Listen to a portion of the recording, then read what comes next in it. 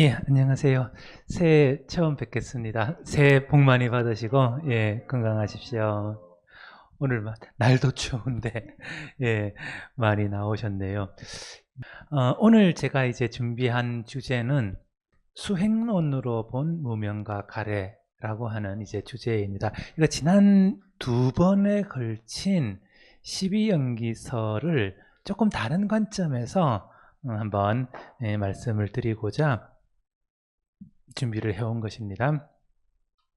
그래서 잠깐 이제 지난 두 번에 걸친 12연기설을 먼저 한번 요약을 하고 진행을 하는 게 좋을 것 같아서요. 제일 처음 제가 12연기설을 설명을 드리기 시작할 때 12연기설은 어렵다. 뭐 그런 말씀을 드리면서 시작을 했는데 어느 정도 도움이 이 12연기설을 이해하는데 어느 정도 도움이 되셨는지 잘 모르겠습니다. 제가 이제 설명하는 게 그렇게 뭐랄까요, 그 통설이나 일반적인 얘기는 사실 아니거든요. 12연기설이 이렇게 만들어졌습니다 하는 이제 말씀은 아마 다른 책이나 이런 데서는 조금 듣기 어려우실 그런 이제 내용이어 가지고 낯선 내용이어 가지고 오히려 더 어렵게 만들어 드렸는지는 모르겠는데요. 요약을 하면 그렇습니다. 12연기설은 사제와 마찬가지로 고통의 주원인이 뭐냐 하는 것을 찾는 그런 이론입니다. 사제설에서는 그것이 갈해라고 봤던 거고요. 12연기설은 그것을 무명으로 본 것입니다. 그런데 무명으로 시작해서 아마 고수 정도에서 끝났을 원래의 12연기설을 가래에서 시작해서 노사로 끝나는 조금 오래된 그런 사제설의 발전 형태를 이렇게 일렬로 나란히 이어붙인 것이다. 그렇게 이제 설명을 드렸습니다. 그래서 독립적으로 볼 때는 사제설은 가래가 윤회의 가장 큰 원인이죠. 그래서 가래를 없애는 방법이 수행의 방법이고 가래의 제거가 수행의 목적이었습니다. 그런데 12연기설은 그렇지 않죠. 여기서 윤회의 주원인은 무명이 되고요. 가래는 거기서 파생되어 나온 일종의 보조원인이라는 그런 어떤 성격을 가집니다. 그걸 잘 보여주는 게 수타니파타에 나오는 개송입니다. 이렇게 한번 보시면요. 어리석은 사람은 무지에 의해 취착 혹은 가래를 일으키고 반복해서 고통으로 간다. 이렇게 이제 하고 있습니다. 즉 무지, 가래, 고통이라고 하는 이런 이제 일련의 계열을 가지고 있죠. 그래서 이러한 고통은 또한 이제 재생 혹은 탄생으로부터 온다는 것을 지혜로 보는 거죠. 지혜로. 무지가 가장 근본적인 원인이었으니까요. 지혜로 보면서 취착하지 말아야 혹은 가래를 일으키지 말아야 한다 하는 내용을 설하고 있습니다. 수타니파타는 잘 아시다시피 불교 경전 중에서 가장 오래된 경전에 속하죠. 그래서 아마도 거의 부처님의 직설이 남아있을 것이다 라고 보는 학자도 있고요. 혹은 부처님보다 오히려 조금 먼저 이제 수행하셨던 수행자들의 경험과 기록이 남아있다가 불교 안에 포섭이 된 게 아닐까 하는 그런 이제 썰을 제시하는 분도 계십니다. 어쨌든 어떤 경우든지 가장 오래된 불교의 원형을 보여주는 것은 틀림이 없는 것 같습니다. 여기서도 이와 같이 무명을 가장 근본 원인으로 하는 것이 나타납니다. 그러니까 제가 지난 이제 두 번에 걸쳐서 말씀드린 게 12연기설은 조금 발전된 형태다라고 말씀드린 거는 12가지 지분을 쭉 나열한 완성된 형태의 12연기설은 조금 나중에 발전된 형태라는 말씀이고요. 이와 같은 사고의 아이디어들은 이미 수타니파타 같은 가장 오래된 경전에도 나와 있습니다. 그래서 수행의 목적은 이와 같은 경우에는 수행의 목적은 지혜를 통한 무지와 무명이 되겠죠. 근데 이게 또 가만히 있지를 않습니다. 이게 사랑이 변하듯이 무명 개념도 계속 변합니다. 지난 시간에도 말씀드렸습니다만 무명은 원래 앞에도 나왔고요. 단순한 그냥 무지입니다. 무지. 뭔가를 모르는 거죠. 그러니까 지혜의 부재라고 하는 좀 뭐랄까요, 소극적인 의미를 가지고 있습니다. 그런데 그것이 단순한 어떤 것의 부재가 뭔가의 원인이 된다라고 하는 것은 사실 조금 생각하기가 어렵습니다.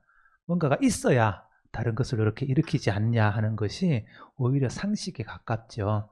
그래서 무명 개념이 단순한 지혜의 부족에서 어떤 적극적인 의미의 혼란이라고 하는 그런 의미를 가지게 됩니다. 그래서 이것도 수타니파타에 바로 나옵니다. 다음 개성이네요. 그래서 이 큰 어리석음, 혼란이죠. 이 큰 어리석음이 바로 무명이고 중생을 오랜 시간 동안 윤회하게 했다. 즉 윤회의 원인이다.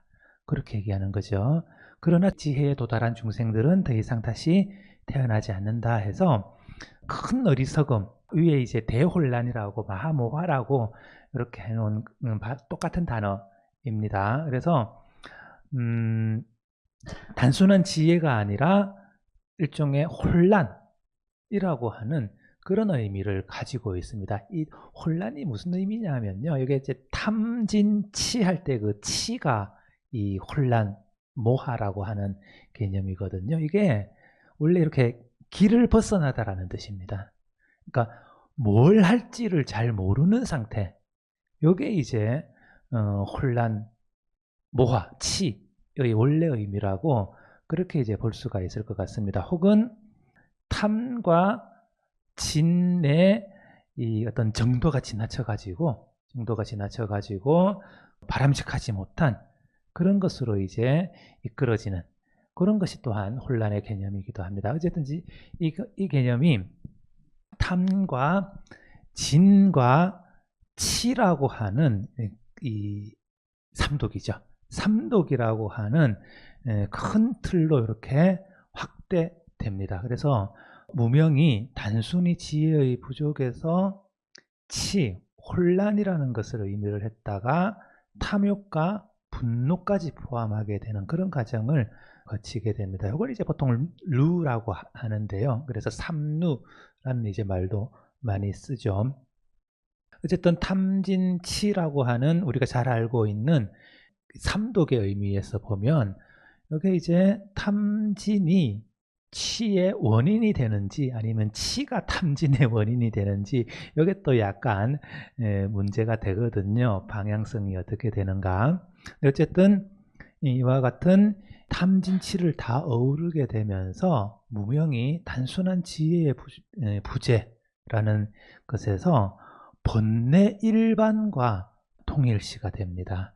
이게 이제 지난 시간에도 말씀드렸습니다만 원래 행이라고 하는 말이 본래 일반을 이렇게 의미를 해서 행이 탐진치로 규정이 되기도 했었거든요. 그런데 그 행이 가지고 있었던 탐진치라는 그런 규정을 무명이 이렇게 받아온 거죠. 무명이 받아오고 대신 행은 업의 개념으로 이렇게 바뀌게 됩니다.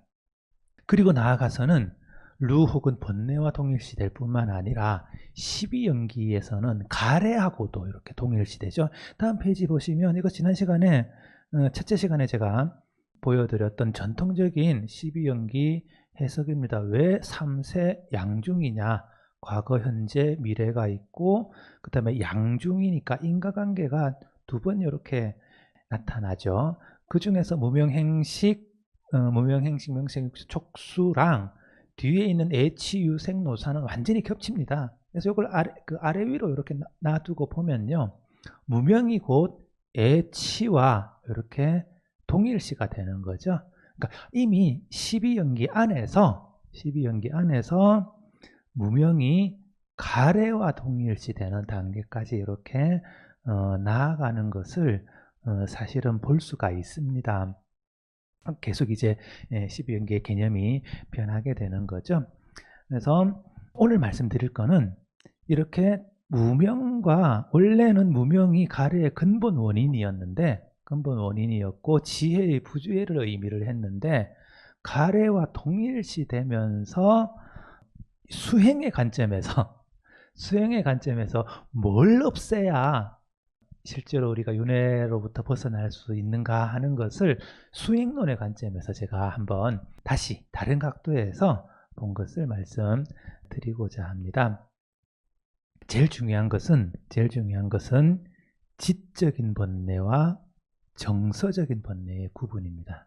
원래는 무명이라고 하는 것이 지혜의 부재니까 이게 이제 지적인 어떤 번뇌 측면에 속하겠죠.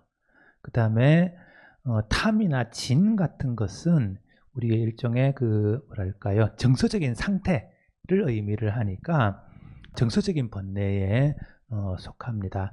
이와 같이 원래 무명이 이제 지적 번뇌에 속하고 나머지 것들이 정서적인 번뇌에 속했는데 이게 금방 말씀드린 대로 무명과 가래가 동일시되다 보니까 그 안에서 지적인 번뇌와 정서적인 번뇌를 구분해야 될 필요성이 생기고 이게 왜 중요하냐면 여기에 따라서 수행의 단계와 방법이 달라지기 때문에 그렇습니다. 그래서 일종의 수행 단계론이라고 말씀을 드릴 수가 있을 텐데요. 그 얘기를 가래와 무명과 가래 개념과 이렇게 연관을 지어서 한번 말씀을 드리도록 하겠습니다.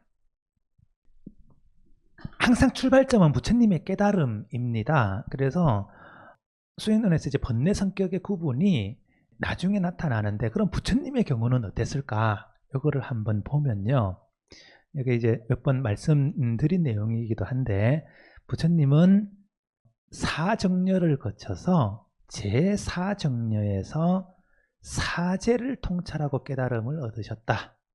이게 인도 불교 전통에서는 확립된 전통입니다. 주류적인 전통입니다. 12연기를 보고 깨달음을 얻으셨다라고 이제 많이들 또 말씀하고 계시는데요. 인도 불교 전통에서는 그와 같은 설은 약간 비주류 전통에 속합니다. 주류 전통은 사제를 깨닫고 깨달음을 얻으셨다 하는 것이 주류적인 설명의 부처님의 이제 깨달음을 설명할 때는 주류적인 설명의 방식입니다. 근데 사제를 통찰을 하시면서는 바로 무상정등 정각을 획득하십니다. 네, 사제를 이제 초전법륜경 같은 경우에 뭐 3전 12행상이라고 하는 뭐 독특한 관찰 방법이 나오면서 이제 설명도 하고 하시는데요. 어쨌든 부처님은 사제를 통찰하고 단번에 모든 번뇌를 끊고 그야말로 위없는 정각을 이루는 것으로 그렇게 이제 설명을 하고 있습니다. 경전에서는요. 그래서 중요한 것은 부처님의 깨달음에는 단계가 없습니다. 네, 속된 말로 한 큐에 이렇게 이제 바로 단박에 깨달음을 얻으신 거죠. 근데 이게 부처님이야 워낙 계속 말씀드립니다만 전생의 선업과 현생의 근기가 워낙 뛰어나서 그러시지만 실제 제자들의 깨달음은 그렇지가 않습니다. 제자들의 깨달음에서는 수행의 단계를 이렇게 설정해서 그 단계를 이렇게 하나씩 밟아가지고 점차적으로 깨달음을 얻는 그런 방식의 수행론이 점차 체계화됩니다. 제일 대표적인 것이 설일체 유부라고 하는 저희들이 보통 소승이라고 부르는 대승불교권에서 소승이라고 부르는 그러니까 북전불교에서 소승을 대표하는 학파의 수행 단계론입니다. 이게 5단계로 이루어져 있거든요. 그래서 보통 이제 뭐 5위 이런 식으로도 부르는데 이게 북전에서는 수행 단계론의 바탕을 이룹니다. 이게 왜 또 바탕을 이루냐면 이 설일체 유부의 일부 스님들이 대승의 영향을 받아가지고 대승화하거든요. 그렇게 대승화한 결과가 유식사상입니다. 그러니까 초기에 이제 대승에는 인도에서는 두 부류의 대승밖에 없다고 봅니다. 하나는 중간이고 하나는 유식인데요. 중간계통은 아마도 뭐 대중부 계통에서 발전하지 않았나 하는 이제 설이 있고요. 유식은 유부에서 발전하는 것이 거의 인정이 되고 있습니다. 실제로 유식문헌을 보면 거의 설일체 유부의 이론을 이렇게 말만 살짝 바꾼, 해석만 이렇게 바꾼 그런 내용들이 많거든요. 그래서 유식의 수행 방법도 설일체 유부의 5단계 수행 방법론을 그대로 가지고 와서 구축을 합니다. 그래서 설일체 유부의 수행론을 이해하는 것이 유식의 수행론을 이해하는 것의 전제가 되고, 나아가서는 보다 대승적인, 예를 들어서 화엄의 십지라든가 이런 이제 수행론을 이해하는데도 전제가 된다고 할 수가 있겠습니다. 근데 이 설일체 유부의 수행 단계론을 보면요, 아까 부처님의 깨달음에는 단계가 없다라고 말씀을 드리지 않습니까? 이게 이제 팔정도와 사제현관이라고 하는 그런 수행도를 이제 가지고 있습니다. 초전법륜경에 나타났듯이요. 근데 이 팔정도와 사제현관이라는 수행론을 개편해서 유부는 자신들만의 새로운 단계론을 이렇게 구축을 합니다. 그 밑에 보시면 이 단계론이 이제 5단계로 되어 있는데, 순해탈분, 순결택분, 그 다음에 제가 빨간색으로 표시를 했는데요. 아마 이제 흑백으로 뽑아서 잘 표시는 안 할 텐데, 뒤에 화면을 보시면 견도, 수도, 무학도 이렇게 이제 되어 있습니다. 가장 큰 특징이 깨달음을 단계화한 겁니다. 이게 견도, 수도, 무학도가 다 깨달음이거든요. 근데 깨달음이긴 깨달음인데, 그 깨달음이 최초의 깨달음이 있고, 그 다음에 계속 반복되는 깨달음이 있고, 최후의 깨달음이 있는 겁니다. 그래서 견도가 최초의 깨달음이고, 수도는 그 최초의 깨달음 과정을 반복해서 이제 계속 닦아 나가는 것이고요. 무학도는 사실은 이제 도라기보다는 결과죠. 무상정등정각인데요. 그래서 이와 같이 깨달음을 단계화한 것이 설일체 유부의 가장 큰 특징입니다. 근데 이 깨달음의 단계화의 기준이 있습니다. 기준이 있는데요. 뭘 가지고 이 깨달음을 단계화하느냐 하면 번뇌의 성격에 따라 단계화하는 겁니다. 무슨 말씀이냐면, 최초의 깨달음은 견도라고 했는데, 이 단계에서는 지적인 번뇌만을 제거합니다. 그러니까 한꺼번에 다 제거하는 게 아닙니다. 한꺼번에 다 제거하는 것이 아니라 부처님처럼 사제를 보고 단박에 모든 번뇌를 제거해서 무상정등정각을 얻는 것이 아니라, 첫 번째 깨달음의 단계에서는 지적인 번뇌만을 제거를 하고요. 그 다음에 수도라고 하는 어떤 반복적인 과정을 통해서 정서적인 번뇌를 제거를 하는 겁니다. 그러니까 깨달음의 단계는 번뇌의 성격 구분에 대응을 합니다. 이게 설일체 유부 수행론의 가장 큰 특징이 되겠습니다. 이게 이제 유식에도 남아 있고, 제가 뭐 다른 이제 학파들은 잘 모릅니다만, 이제 화엄이나 선에도 이렇게 영향을 미쳐 가지고요. 저희 80년대에 돈전 논쟁이라고 하는 거기에까지 이렇게 이어지는 사고의 방식입니다. 그러니까 단계적으로 깨달을 것인가, 아니면 한꺼번에 단박 다 깨달을 것인가. 그런데 단계적으로 깨닫는다라고 하는 사고방식에는 이와 같이 지적인 번뇌를 먼저 제거를 하고, 그 다음에 정서적인 번뇌를 제거를 한다라고 하는 단계론이 설정이 되어 있습니다. 이건 뭐 많이들 아마 들어보셨을 겁니다. 이게 담배를 끊는데 담배가 해롭다라는 것은 알지만, 실제 끊기까지는 몇 번의 실패를 이제 거쳐서 담배를 끊게 되죠. 그러니까 아는 것만으로는 불충분하고, 반복적으로 그것을 다시 인식함으로써 점차적으로 실질적인 담배에 대한 욕망을 끊어 나가는 것으로 그렇게 이제 많이 비유를 합니다.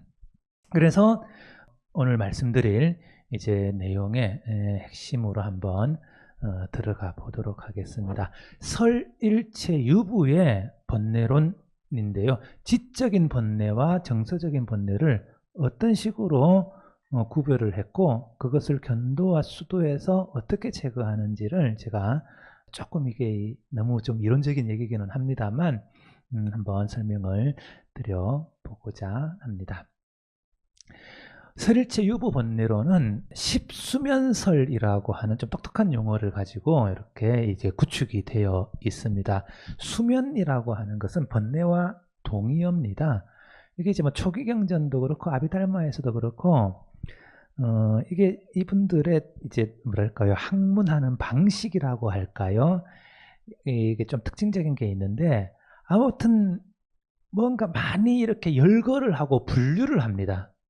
예, 특별한 기준을 가지고 같은 현상이라도 여러 다른 기준을 가지고 다른 방식으로 이렇게 분류를 합니다. 그래서 번뇌도 여러 다른 기준을 가지고 다른 방식으로 분류를 하는데요. 수면도 그 중에 하나입니다. 그러니까 어떤 특정한 관점을 가지고 다른 방식으로 분류하는 그러한 방법입니다. 이게 이제 설일체 유부에서는 십수면설로 확립이 되는데요.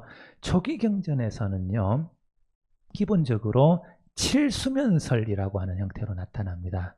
그게 어떻게 되느냐 하면 이제 욕탐이 있고 유탐이 있습니다. 욕탐은 욕계에 속한 탐욕, 그 다음에 유탐은 색계와 무색계에 속한 탐욕, 보통 그런 식으로 이제 설명을 합니다. 그 다음에 진, 분노가 있죠. 그 다음에 치, 이게 이제 무명하고 동의어인 거죠. 그 다음에 그러니까 이게 어떻게 보면 삼독인데요. 여기에 아만과 의심 그리고 견이라고 한 것은 이건 일종의 사견 종류들을 싹 모은 겁니다. 그래서 요 7가지를 하나로 이렇게 딱 묶어서 7개의 수면이다. 이렇게 이제 얘기를 합니다. 수면이라고 하는 말은 이 한자에서 이렇게 보실 수도 있습니다만 짐작을 하실 수 있겠습니다만 이게 조금 잠재적인 형태의 번뇌를 얘기를 합니다. 면자가 이렇게 이제 잠자다라는 뜻이지 않습니까? 그러니까 번뇌가 표면화돼서 막 활동하는 것이 아니라 약간 잠자고 있는 형태.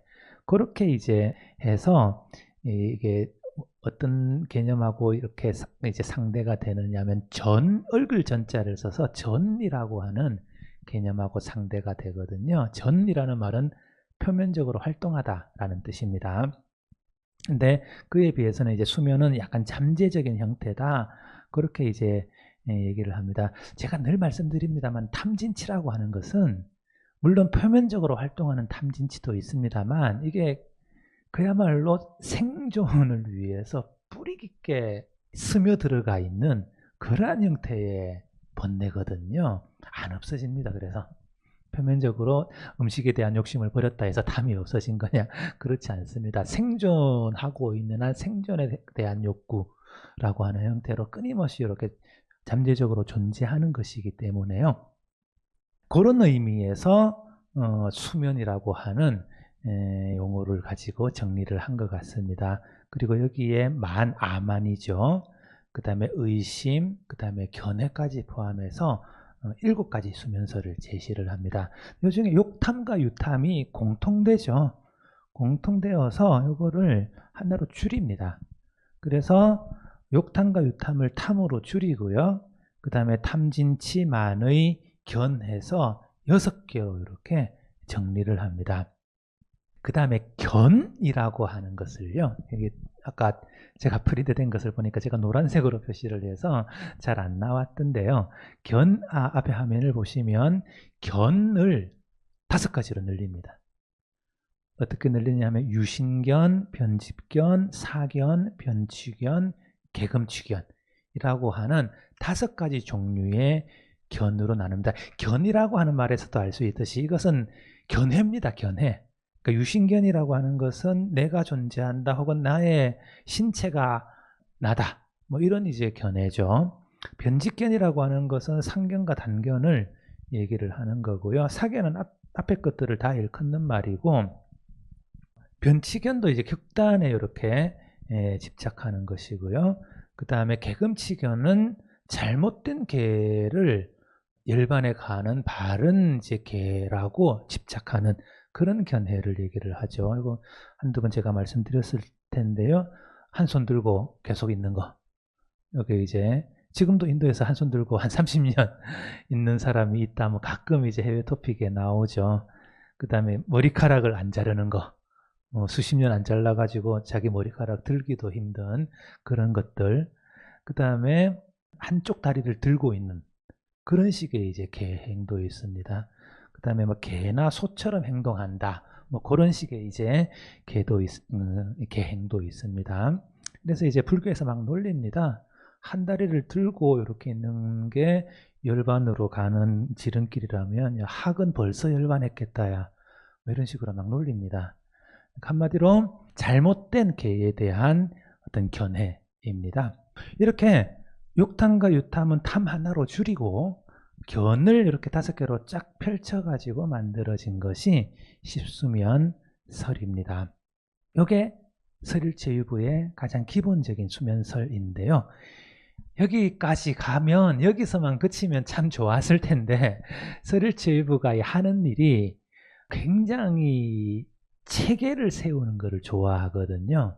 그래서 이 십수면이라고 하는 수면 하나하나, 번뇌 하나하나를 3개, 그러니까 욕계, 색계, 무색계에 배치를 하고요. 그 다음에 사제에도 각각 배치를 합니다. 그렇게 해서 복잡하게 숫자를 늘어놓은 게 98수면설입니다. 이게 딱 이제 조금 이따가 표를 보여드릴 텐데, 이게 이제 하나씩 이렇게 가서 자리를 잡으면서 총 합하면 98개가 됩니다. 그리고 여기에 근본 십수면이 10개니까 이거를 다 합하면 108개가 되죠. 그래서 108번뇌가 여기서 유래했다 하는 썰도 있습니다. 108번뇌의 그 유래에 대해서는 여러 가지 썰이 있는데요. 여기서 유래했다라고 하는 설이 하나가 또 유력합니다. 그러니까 원래의 근본 십수면과 그것을 3계와 4제 각각에 배치한 98수면을 합해서 108수면이 되었다. 그걸 이제 108번뇌라고, 수면과 번뇌는 동의어니까요. 그렇게 부릅니다. 그래서 보시면 여기 위에 보시면 탐진치만의 견 이렇게 되어 있죠. 그 다음에 견이 다시 유신견, 변직견, 사견, 견치견, 개견치견 이런 식으로 나뉩니다. 그 다음에 욕계의 고부터 이렇게 배치가 됩니다. 욕계의 고제에 속한 것은 10개 전부가 욕계의 고제에 속합니다. 이런 식으로 되고요. 이게 아까 말씀드렸듯이 3개의 고집멸도에 다 배치가 되거든요. 그래서 집에는 7가지가 속하네요. 그 다음에 멸에도 7가지가 속하고요. 도에는 8가지가 속하네요. 개금치견이 다시 나타납니다. 이게 왜 그러냐면 도는 어차피 수행도니까 이제 개가 수행도의 일종이니까 거기에 대한 집착도 도제에 이렇게 이제 포함을 시켜서 10개, 7개, 7개, 8개 해서 6개에 속하는 수면은 모두 32가지가 됩니다. 이런 식으로 색계와 무색계에도 배치를 합니다. 그래서 색계의 고집멸도 해서 28개가 나오고요.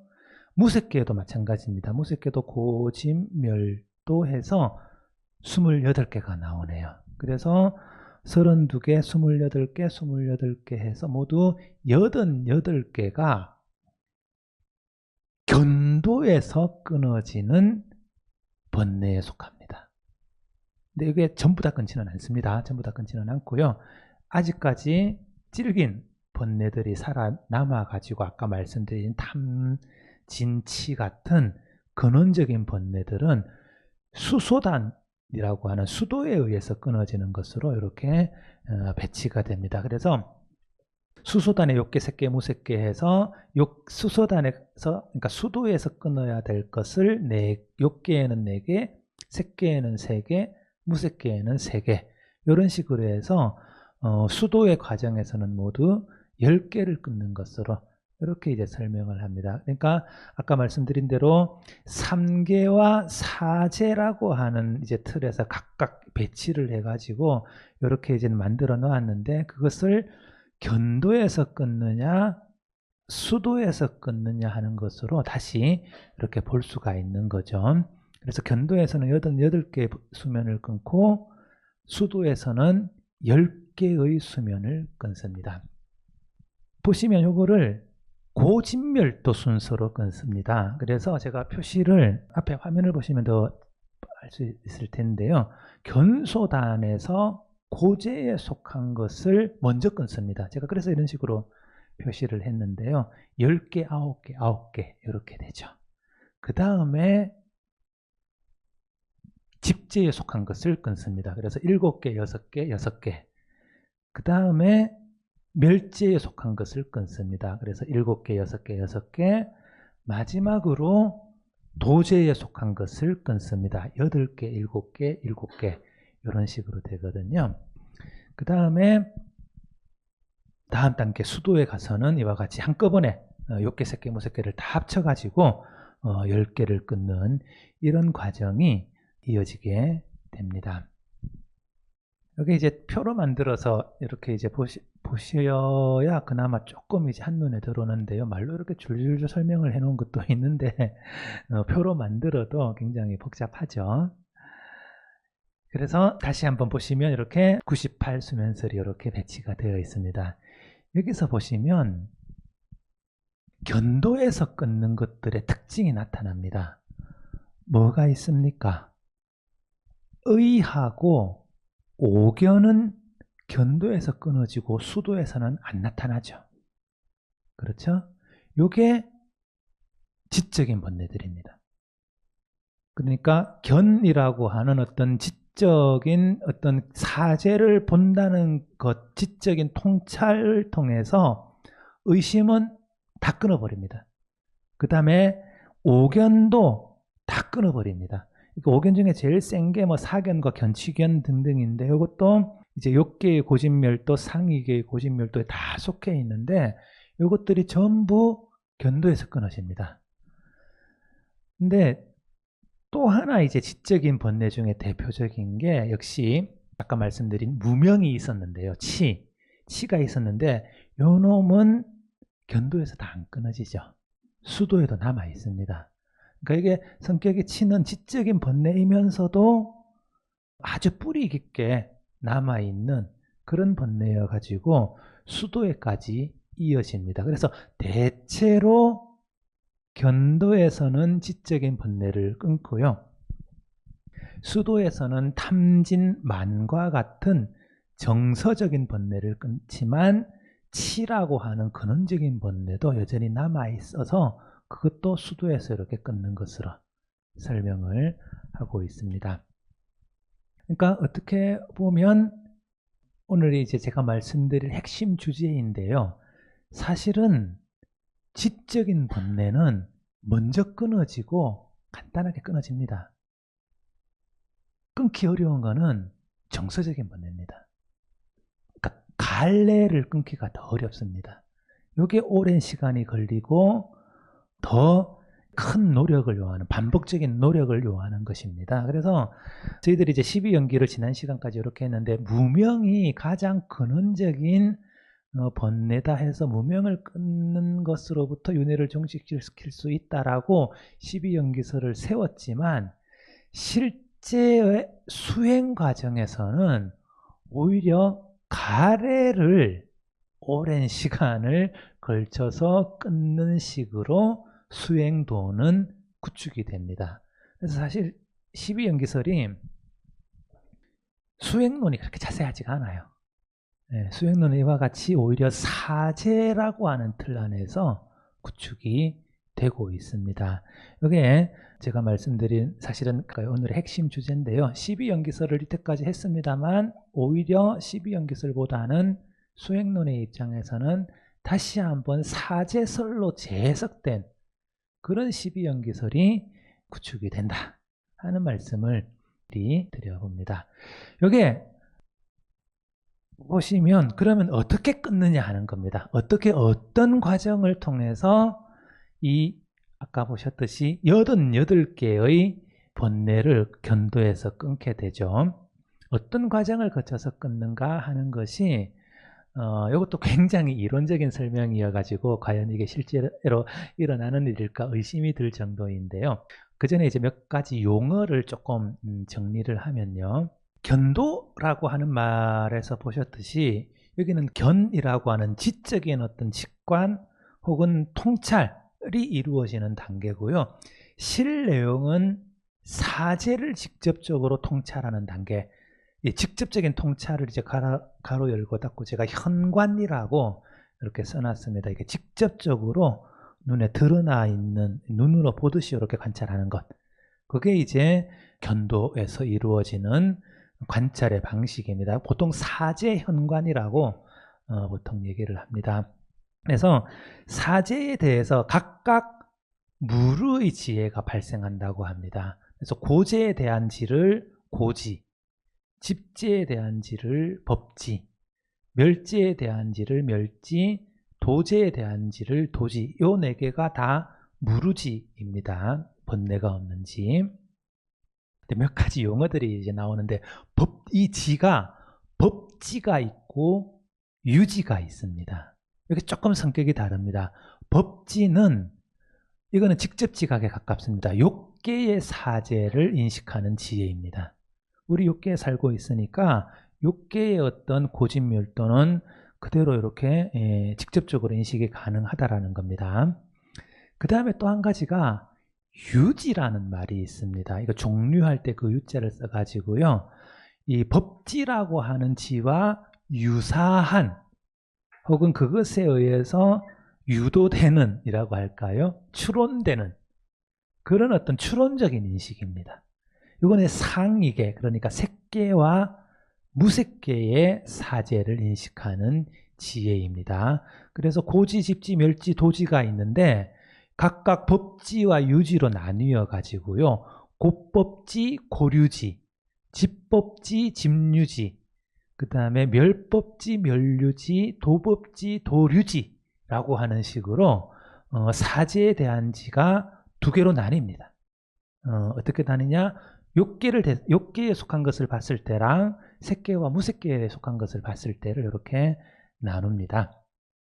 이런 식의 계속 분류하고 열거하고 분류하고 열거하고 하는 게 소위 말하는 아비달마의 이제 방식입니다. 인도 사상의 전반이 이렇습니다. 인도 사상의 전반이 이분들이 학문하는 방식이 정의하고 분류하고 열거하고 분류하고 열거된 것을 다시 정의하고 분류하고 열거하고 그래서 이렇게 하나의 뿌리에서 가지가 이렇게 막 퍼지듯이 쫙쫙쫙쫙쫙 펼쳐나가면서 이렇게 체계화를 하고 분류를 하는 방식이 가장 기본적이거든요. 아비달마가 딱 그렇습니다. 그 다음에 또 한 가지 개념이 용어가 나오는데 인하고 지라는 개념인데요. 인이라고 해서 이제 참을 인자를 쓰고요.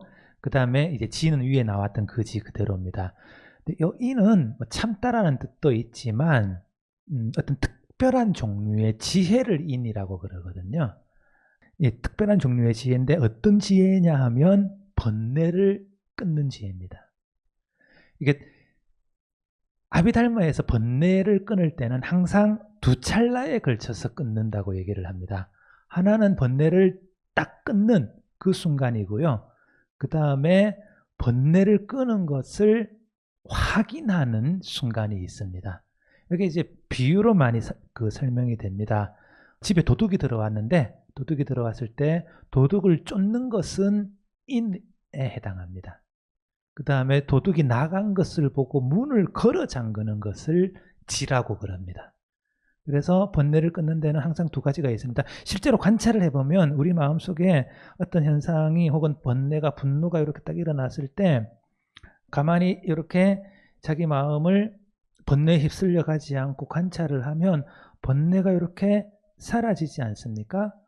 근데 번뇌가 사라진다는 것만 이제 그 인식하는 것으로는 불충분하고 번뇌가 사라져서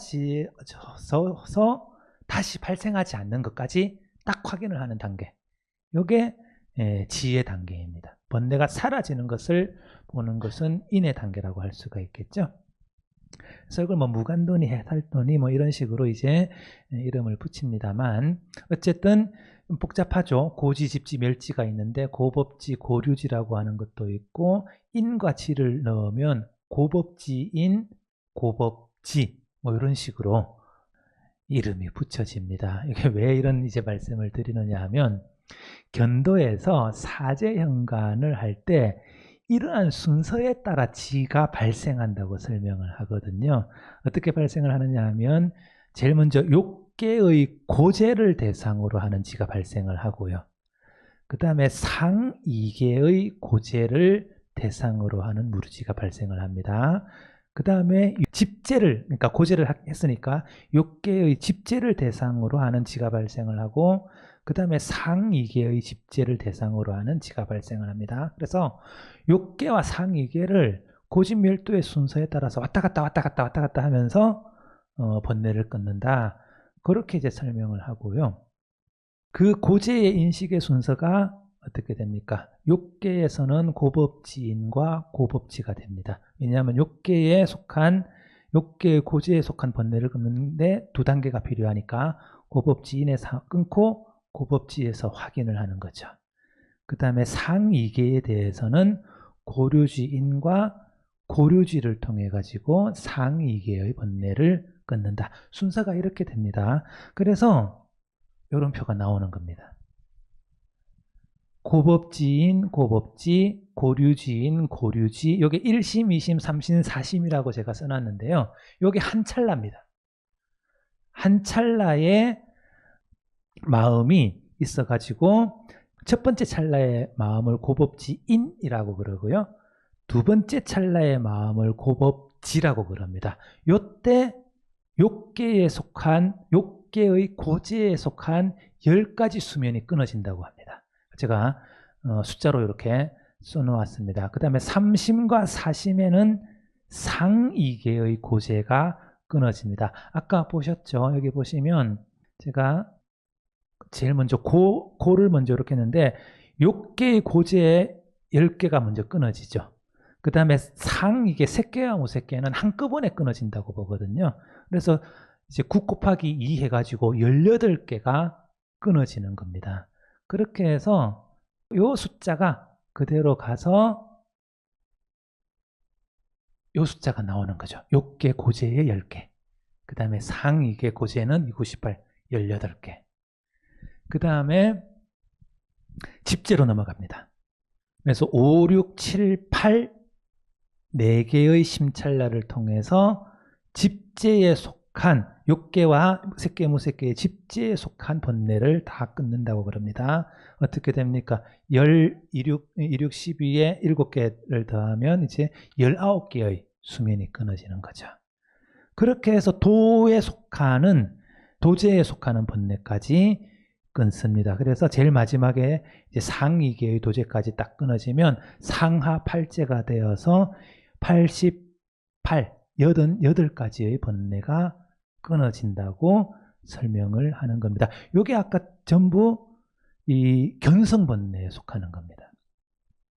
이 유부에서는 이제 제16심은 수도로 봅니다. 견도는 15심까지입니다.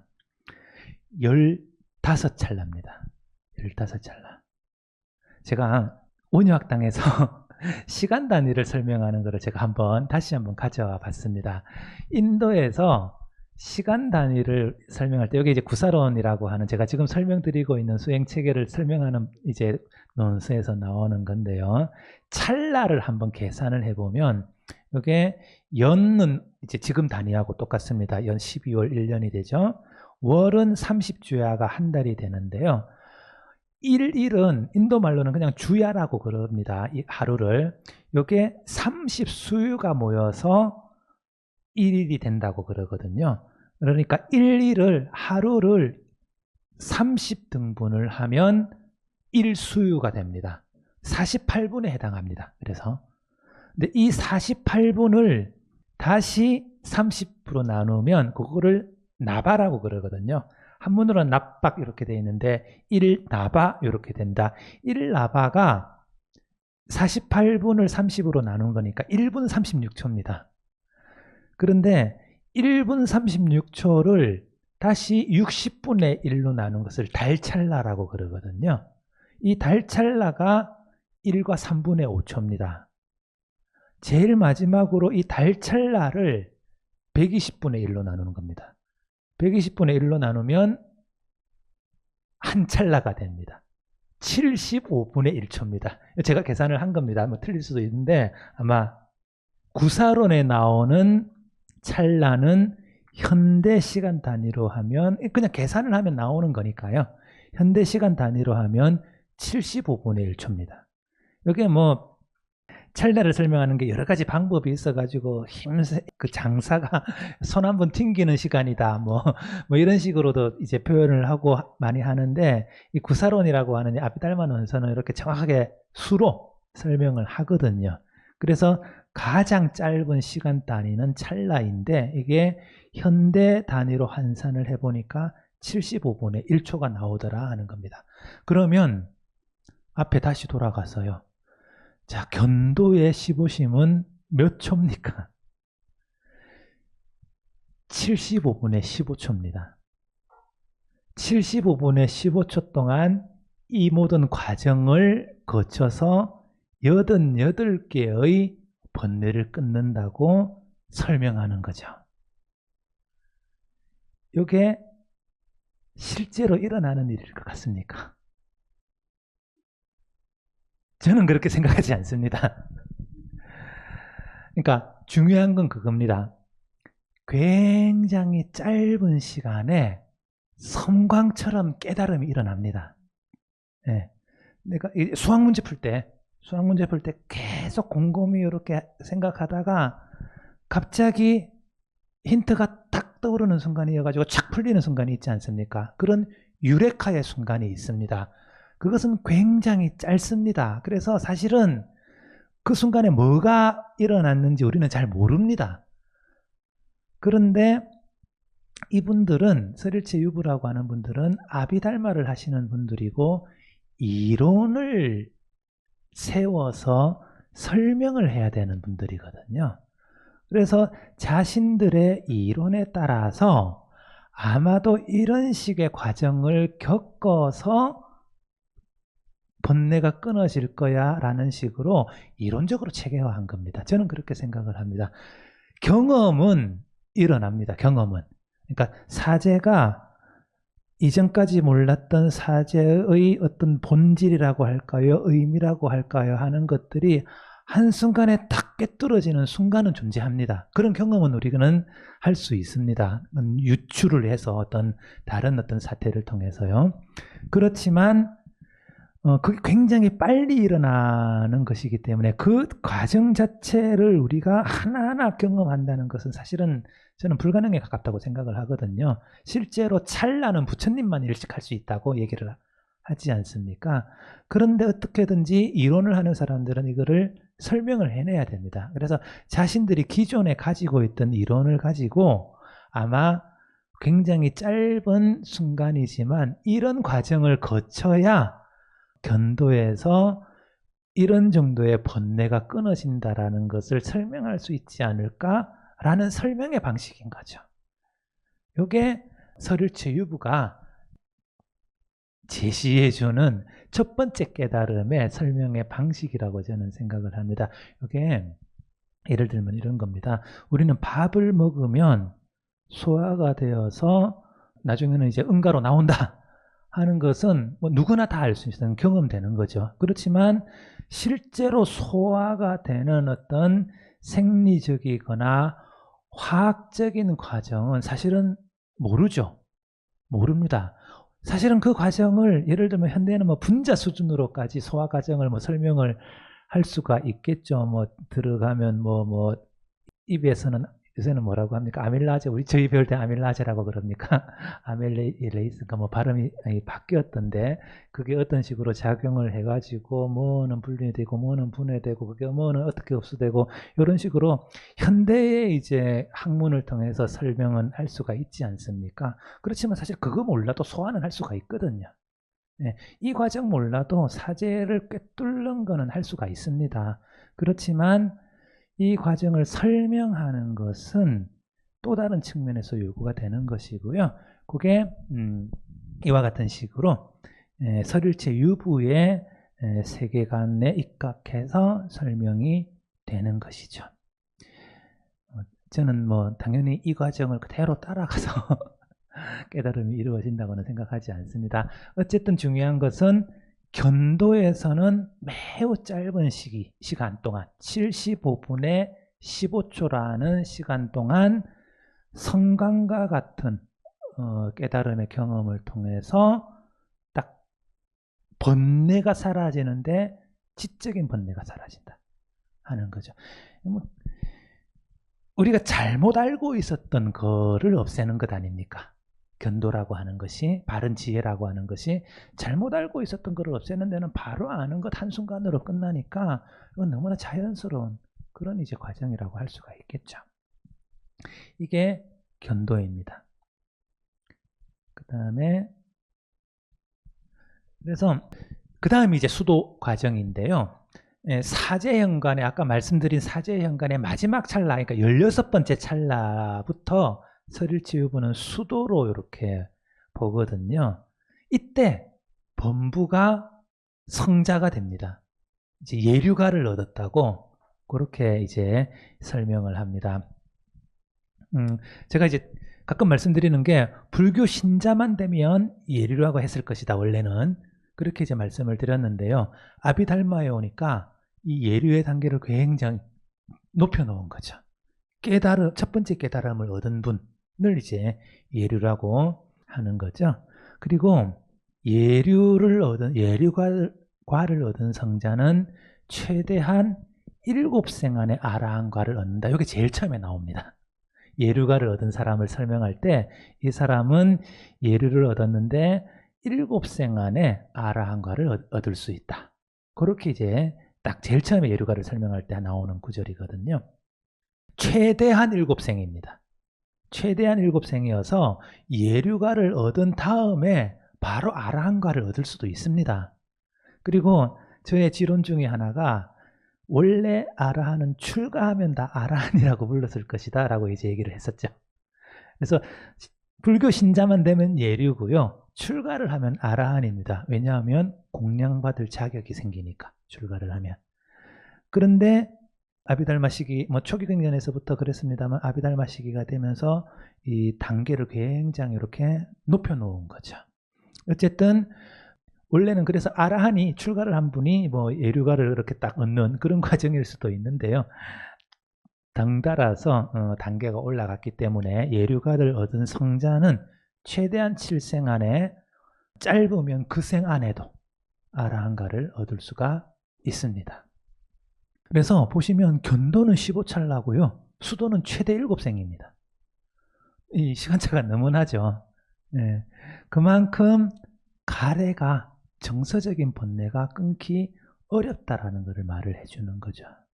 그리고 왜 하필 7생이냐 하는 것도 이것도 제가 한번 말씀을 드린 적이 있을 겁니다. 수행론적인 이유가 없습니다.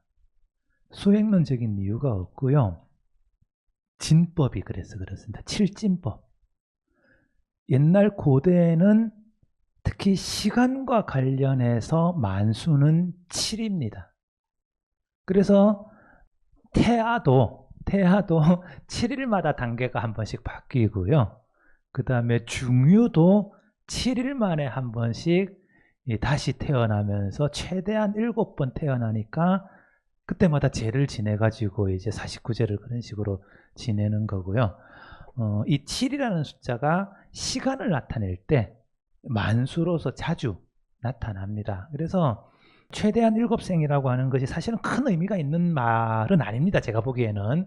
어쨌든 7생이라고 하는 것이 교리적으로 확립이 되고요. 비교를 했을 때 견도는 15찰나, 수도는 최대 7생이니까 그게 근본적인 우리의 이 끊어야 할 번뇌가 무명이라고 하는 혹은 지적인 번뇌인지 아니면 탐진이라고 하는 가래에 이제 중점이 들어가 있는지 그게 시간을 얼마나 투자하는가에 따라서도 이렇게 살펴볼 수가 있다라는 거죠. 정서적인 번뇌를 극복하는 게 더 힘듭니다. 내가 저놈을 미워하지 말아야지 하고 생각은 할 수 있습니다만 실제로 저놈을 미워하는 감정은 안 없어지거든요. 그래서 반복이 필요합니다. 수도는 특별한 수행이 없습니다. 사실은 설명도 한 줄도 없습니다. 수도는 설명이 한 줄도 없고요. 반복한다라고 하는 의미밖에 없습니다. 그러니까 이때까지 견도에 이르기까지의 과정을 견도를 한번 경험한 다음에도 계속 반복함으로써 남은 어떤 정서적인 번뇌를 끊어나가는 그런 과정이 수도의 과정이라고 할 수가 있겠습니다. 그래서 수도의 번뇌를 설명할 때는 보통 성자의 단계와 이렇게 연관지어서 많이 설명을 합니다. 수수단의 번뇌가 이제 욕계, 색계, 무색계에 걸쳐가지고 아까 이제 표에 나왔듯이 그렇게 이제 나와 있는데요. 이걸 세분을 하면 욕계에는 이제 9단계의 번뇌의 어떤 강도에 따른 분류입니다. 색계는 이제 초선, 2선, 3선, 4선 4개로 나뉘어서 각 단계마다 9단계가 있다고 그러고요. 그 다음에 무색계는 공무변처, 식무변처, 무소유처, 비상, 비비상처라는 또 4단계가 있는데 그 안에 다시 각각 9단계가 있어 가지고요. 그래서 어떻게 됩니까? 99, 81, 81단계가 되죠. 네, 81단계가 됩니다. 그래서 제일 먼저 아까 말씀드렸듯이 견도의 마지막 사제현간의 마지막 단계에 딱 도달하면 예류가 되는데요. 욕계에 속한 6단계의 번뇌를 끊으면 일례가 된다고 합니다. 일례가는 아시다시피 한 번 욕계에 이렇게 태어나는 겁니다. 욕계의 번뇌의 3분의 1을 끊으면 일례가 되고요. 욕계 번뇌의 나머지 3분의 1까지 다 끊으면 불환이 되는 겁니다. 불환은 욕계에는 다시 태어나지 않는 사람인 거죠. 네.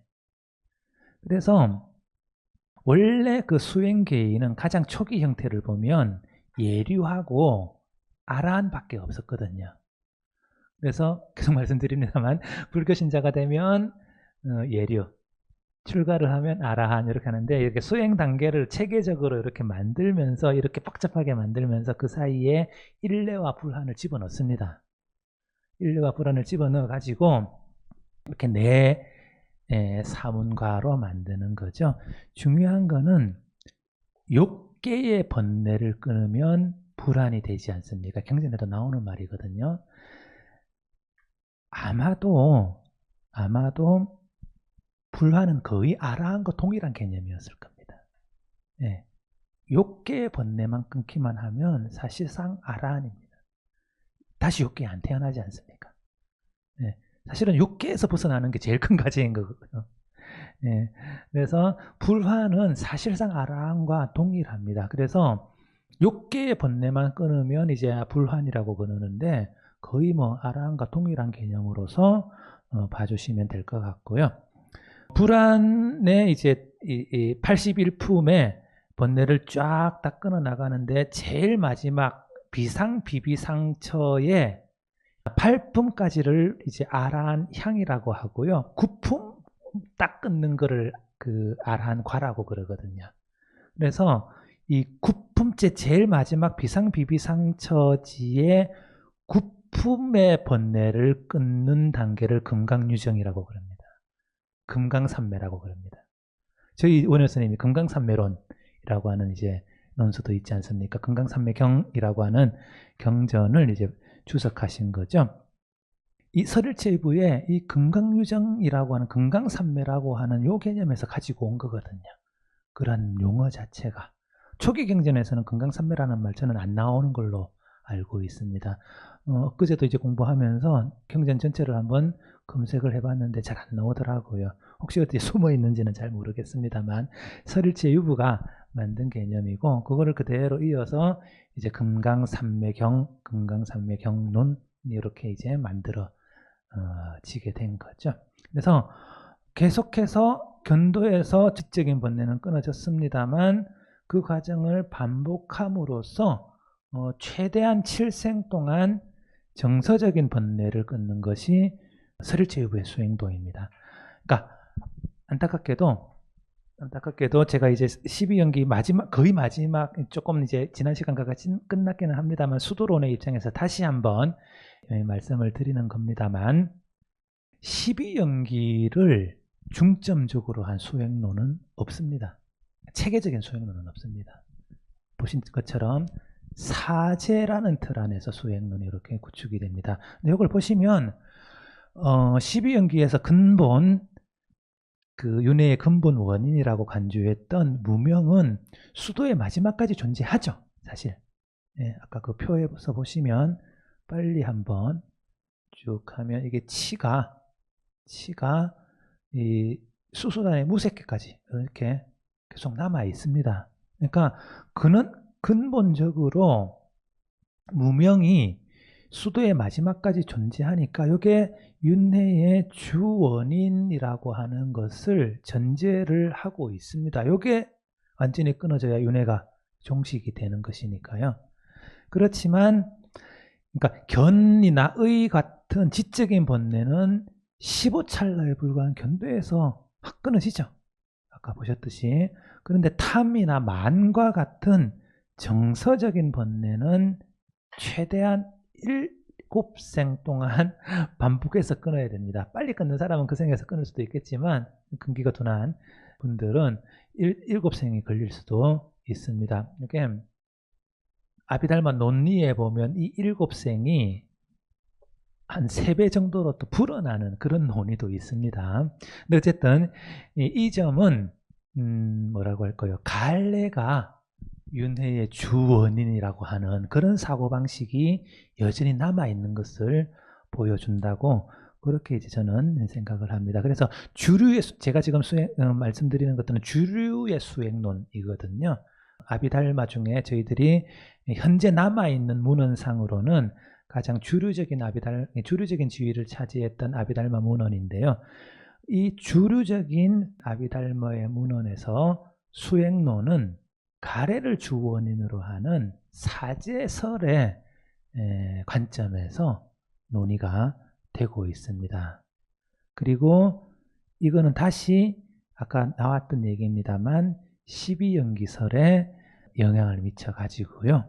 무명과 가래를 동일시하는 것은 사실상 다시 가래를 윤회의 주원이라고 그렇게 재해석한 것이 아닐까 하는 게 제가 생각하고 있는 이쪽 수행론의 관점입니다. 물론 다른 수행론은 있을 수 있습니다.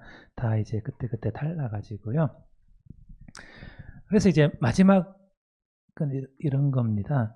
사실 우리가 열반이라고 했을 때 어떤 지적으로 진리를 꿰뚫어야 열반이라고 보통 많이들 생각을 하시고요. 또 한편으로는 마음이 평온한 것 혹은 어떤 긍정적인 정서, 행복 이런 게 이제 열반이라고 또 생각을 할 수도 있습니다. 네, 여기 그런 거죠. 사람이 약간 그 지적으로 모든 것을 다 알거나 하지는 않지만 욕심이 기본적으로 성품이 좋아가지고 욕심이 적고 그 다음에 만족할 줄 알고 하는 그런 사람이 있을 수가 있습니다. 그런 사람은 저는 그 자체로도 굉장히 열반에 가까운 게 아닌가 생각을 합니다. 반대로 어떤 지적으로 뭔가를 알아야만 이 열반을 획득했다라고 하는 그러니까 뭐랄까 일종의 지적인 호기심의 만족일 수도 있겠습니다만 그런 또 성향이 또 있거든요.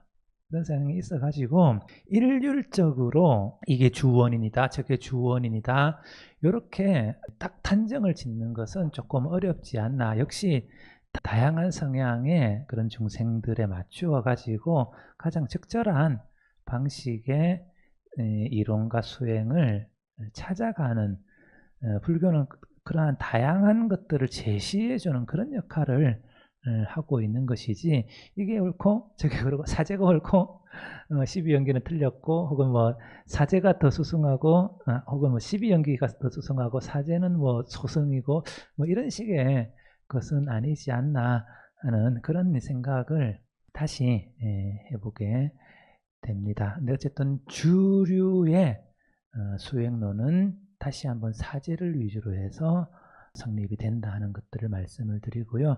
제가 제일 처음에 12연기설을 시작할 제일 처음에 모든 것은 연관되어 있다. 뭐 상의, 상관 혹은 뭐 중중무진의 연기설을 가지고 나비 효과를 가지고 말씀을 드렸는데 다시 한번 말씀을 드리면 그런 식의 어떤 상의, 상관의 연기설, 중중무진의 연기설은 주원인이 뭐다 하는 게 없습니다. 윤회의 원인이 무명이다 혹은 가래이다라고 하는 주원인을 찾는 그런 문제의식이 없어서 그게 수행론으로 작동하기는 굉장히 힘듭니다. 그게 아니라 다른 식의 현상의 어떤 현상의 존재의 설명 방식 뭐 이런 식으로는 굉장히 훌륭한 이론입니다만 수행론적인 의미가 약간 부족하다라는 점에서 당연히 뭐 현대적인 의미를 가지고 있습니다만 불교의 어떤 사제설이나 원래의 12연기설이 가지고 있었던 고통의 제거라고 하는 가장 핵심적인 문제의식은 조금 희박한 게 아닌가 그런 이제 말씀을 드리면서 세 번은 아니고요. 조금 다른 관점에서 무명과 가래를 없애는 수행도론의 측면에서 12연기와 사제를 한번 살펴봤습니다.